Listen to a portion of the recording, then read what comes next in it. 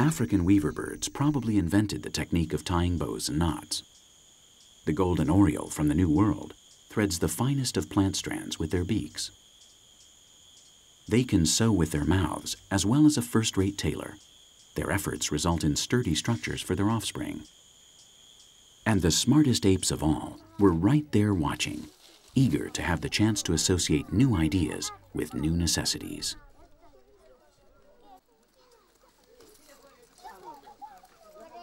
In fact, intelligence has been defined as the capacity to make such connections. And since many animals possess obvious intellectual prowess, the difference must once again be considered a question of degree.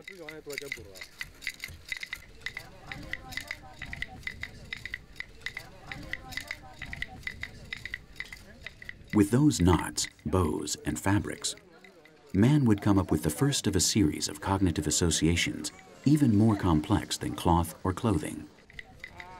Motivated by the function that most conditions the mind and morphology of any animal, the need to obtain sustenance, man would reinvent the methods he used to acquire food. According to paleoanthropologists, it all started with gathering. In fact, they say that's why we stood up on two legs, to free our hands so we could pick or collect more and more. Free hands paved the way to a morphological change and a change in habits which led to a marked increase in our capacity to hunt. Free hands and very attentive eyes.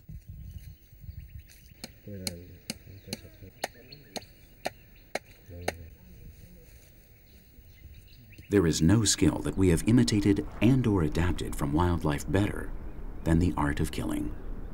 We are masters.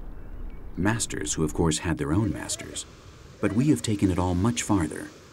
We reached the very top of the pyramid of predation.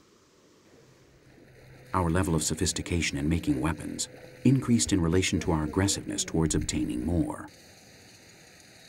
It was a short step to fighting one another over supplies or territory, no matter how big or small. But war doesn't make us different either. Fratricidal conflict appears among all the different beasts on this planet.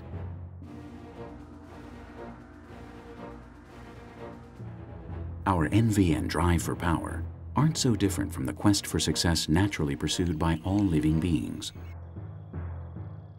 For some people, our false motivations and the sadistic cruelty of our wars and their consequences could place us on a different level than that occupied by other animals.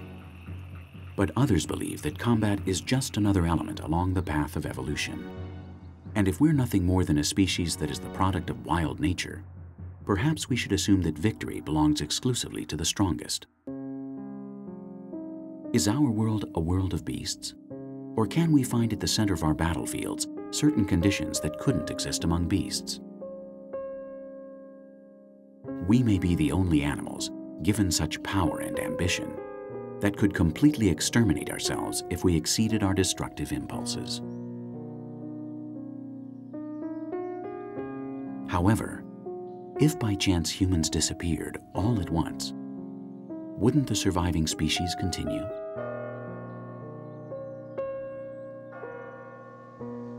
What then would our ephemeral pass through history have meant for planet Earth?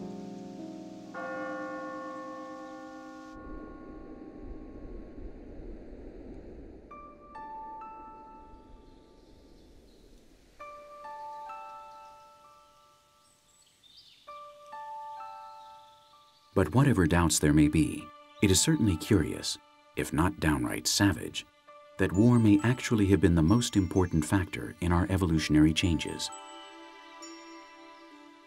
From the very beginning, plants had to develop poisons to combat pests that would devour their leaves.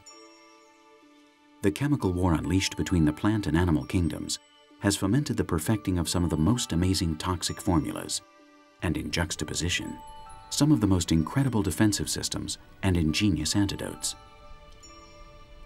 War destroys and favors creativity at the same time. It's the most powerful ally of natural selection, but it does not transform the warrior into something supernatural. War is a very earthbound concept. In their peculiar war against the plant world, these monkeys discovered the key moment in their favorite tree's cycle, when the guapinol produces less toxins and the monkeys can eat its fruit without danger. When there was no danger, they could pass down this knowledge to their young. Plants' poison seems to have played a fundamental role in the design of a complex form of language among primates. But they haven't stopped being simple monkeys because of that.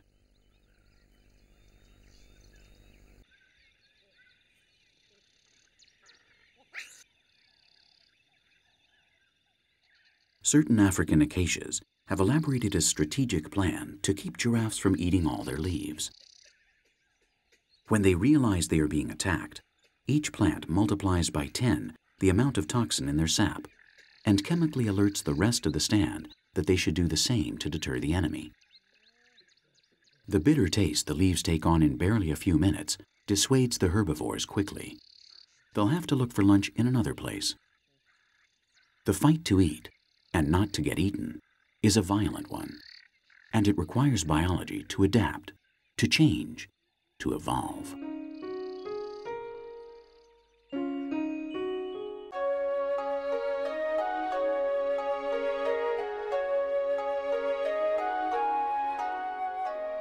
The human race, immersed in such a violent natural environment, has witnessed how the fight for survival can create new models that are useful in competition. And it has placed all of them at its disposal. We have learned to use poisons made by plants. With spices, we have been able to store and protect our food from parasites. And from that point on, from the knowledge we gleaned regarding the defensive mechanisms and aggressiveness of the beings we increasingly learned more and more about, we have developed such concepts as pharmaceuticals and medicine.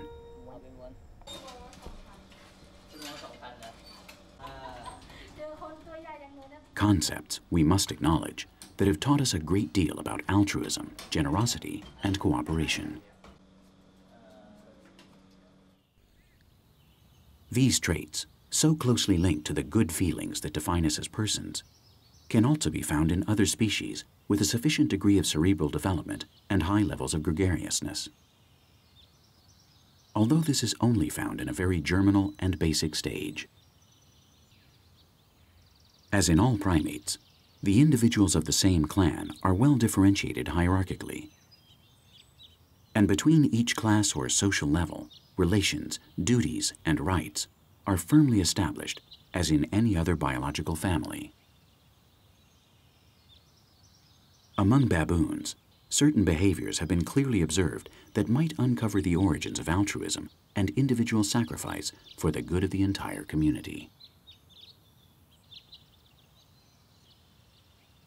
The strongest young males tend to position themselves on the group's periphery. This makes them the perfect target of predators.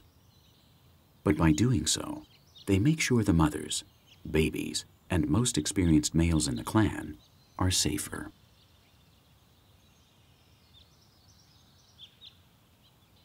In this way, the clan's genetic heritage and culture are protected to the maximum. The selfish gene only seeks survival and pays no heed to what's best or who's best for the whole. Perhaps this was the way early societies took their first steps towards generous behavior, towards not thinking only about oneself, but rather valuing what is necessary for everyone. These are behaviors that must be learned and thus taught. Chromosomes have to leave some room to move for this. They have to predispose themselves to select not only the strong, but the good too.